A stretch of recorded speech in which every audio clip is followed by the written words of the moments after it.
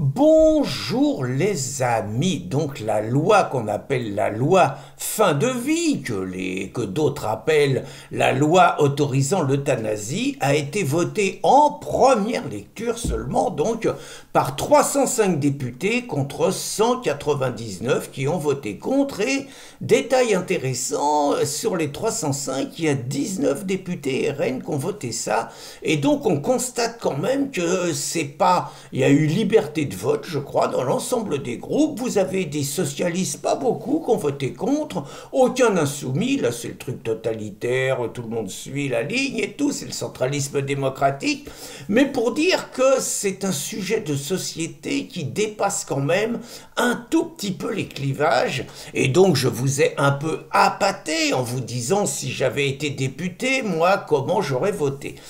J'ai envie de faire un développement assez long, assez personnel, que je vous remercie d'écouter, parce que vous aurez quand même le poteau d'arriver à la fin de ce développement. Moi, je vous avoue que j'ai jamais été de nature catholique, dans un côté, la vie est sacrée, le respect de la vie et tout. Franchement, c'est pas ma culture, c'est pas mon éducation, c'est pas mon habitude.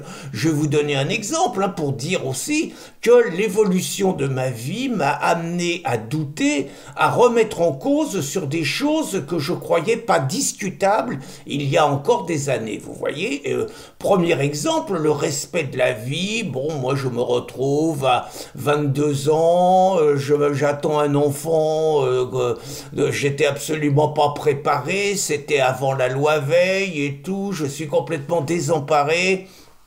Et le premier réflexe, on va voir un toubib avec celle qui sera la mère de mes deux premiers enfants et ma femme pendant 7 ans. On va voir un toubib, elle a 20 ans, on dit on n'est pas prêt docteur, est-ce que vous pouvez nous aider, qu'est-ce qu'il faut faire, on ne sait pas, mais on veut pas de cet enfant, on n'est pas prêt à ça. On s'est pris une soufflante maison, le toubib nous a engueulé, nous a dit que c'était la plus belle chose qui pouvait nous arriver, qu'on devrait avoir honte de tenir des propos et qu'on n'avait qu'une chose à faire, c'était accueillir cet enfant comme il le mérite et faire en sorte que ça soit un enfant heureux. Il nous a quand même fait casquer, en plus, on était complètement désemparés, on a décidé de se marier, et puis mon fils est arrivé, et s'il n'y avait pas eu mon fils, il n'y aurait pas eu mes petits-enfants, mes 3 petits-enfants, il n'y aurait pas eu Isidore que vous voyez de temps en temps, et donc c'est quand même une question, c'est exactement comme quand Marion Maréchal nous dit qu'elle est un accident, mais que si sa mère avait suivi le chemin habituel, elle aurait été avortée.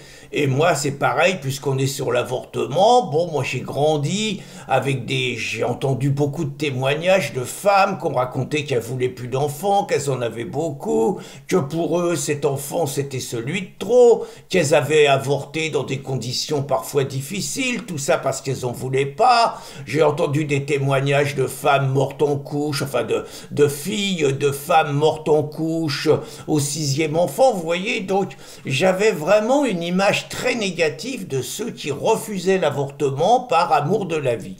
Et donc moi j'ai vu à l'époque, en 1975, la loi Veil comme quelque chose de bien pour les femmes. Sauf que je vois l'évolution, je vois comment ça se passe, je me suis aussi interrogé sur cette chose-là, je regarde le nombre d'avortements dans d'autres pays, je vois qu'en France on est à 230 000 avortements, 230 000 avortements par rapport à 600 000 naissances, que ça n'a l'air de poser de problème à personne.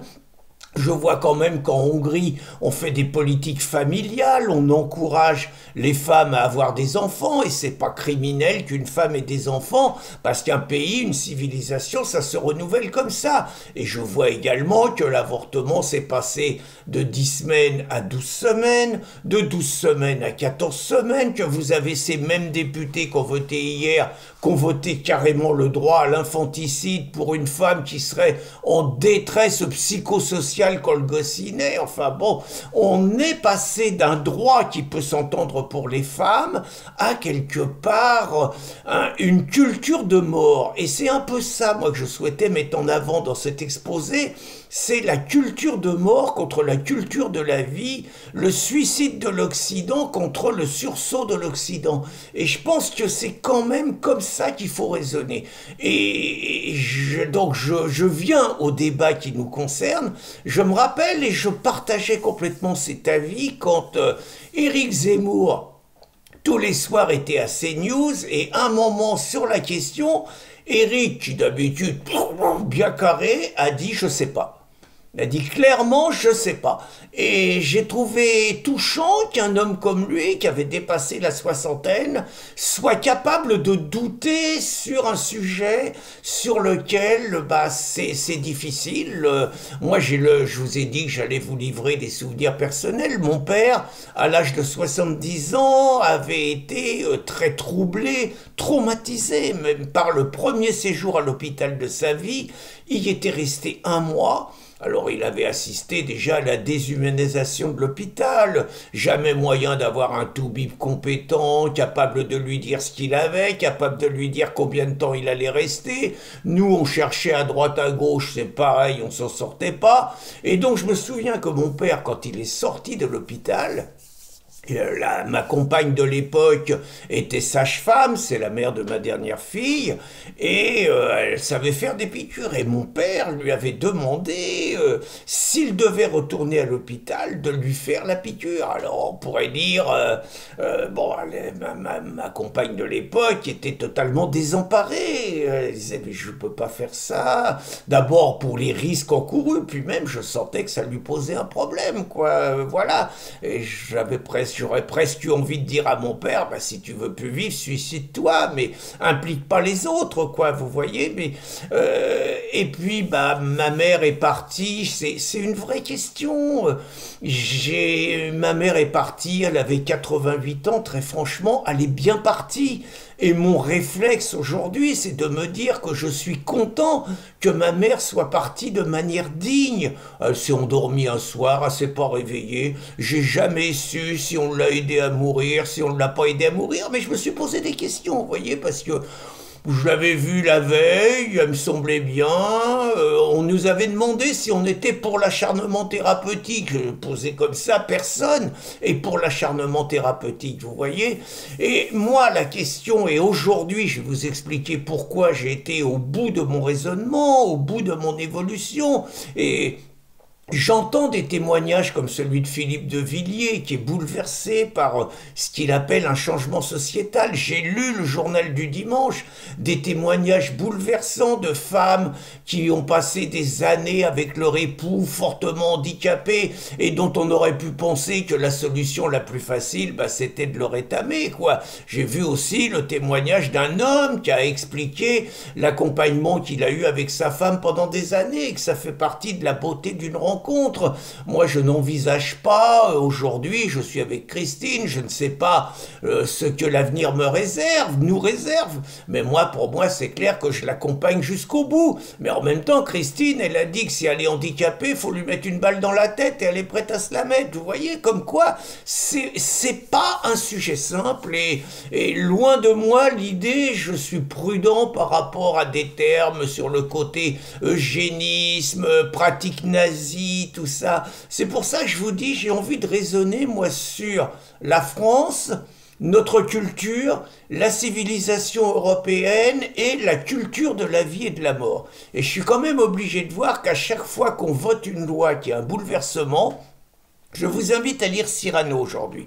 C'est exactement ce qu'il dit. À chaque fois qu'on vote une loi qui change sociétalement les règles établies jusqu'à maintenant, entre la loi qui est votée et comment, au bout des années, sous la pression de l'extrême gauche, sous les pressions de la gauche, la loi est complètement dénaturée et finalement on tombe le masque sur les objectifs, je suis obligé de dire qu'aujourd'hui, si j'avais été député, j'aurais voté contre cette loi parce que je sens que derrière cette loi, il y a des choses malsaines. Je suis pas capable de développer, j'ai pas lu tous les trucs et tout. Moi, c'est le feeling, ligne, quel message ça fait passer à la société, quel avenir ça nous réserve, et je me dis que finalement, il n'y a qu'en Occident que ça a lieu. Je veux dire, il n'y a pas de loi pareille en Asie, il n'y a pas de loi comme ça en Afrique, et nous, finalement, non seulement on mettait nos anciens en EHPAD, mais maintenant on va être dans la logique du Covid, où on les soigne pas, et où on va dire finalement que la mort, ça coûte moins cher que les soins, quoi. Vous voyez, c'est ça que je sens mal. Je sens mal cette culture de mort qui domine aujourd'hui en Occident, contre la culture de la vie, et c'est pour ça que j'espère, je n'ai pas trop d'illusions, mais que le cheminement législatif de ce truc, ça va aller au Sénat, ça va revenir et tout. D'abord, ça fait prendre conscience de quels sont les mecs qui nous dirigent, parce que ceux qui nous dirigent sont ceux qui accélèrent la mort de notre civilisation, c'est ceux qui préfèrent finalement faire venir des millions d'immigrés plutôt qu'africains, plutôt que de développer des cultures natalistes, et c'est ceux qui sont porteurs, les dirigeants, du suicide de l'Occident. C'est pour ça que j'espère, à travers cette loi qui est habilement habillée et tout, qu'elle va susciter une révolte et que, qui sait, une prise de conscience qui va permettre de mettre fin à ce lent déclin suicidaire de l'Occident. Donc c'est pour cette raison que j'avoue ne pas comprendre le vote de 19 députés RN. Je comprends le vote des macronistes, je comprends le vote des mélenchonistes, je comprends le vote de la gauche, qui est dans une pratique de négation de notre héritage et de destruction de ce que nous fûmes. Je comprends moins bien le vote de députés RN, qui vont peut-être l'expliquer, et moi c'est très clair aujourd'hui, j'aurais voté contre cette loi, alors que le Pierre Casson que vous avez connu, que vous auriez connu il y a 30 ou 40 ans, aurait probablement voté pour. Voilà ce que j'avais envie de partager avec vous, les amis. Vive les esprits libres, vive les gens capables d'évoluer, vive la réflexion sur des sujets de société fondamentaux. Bonne journée à tous!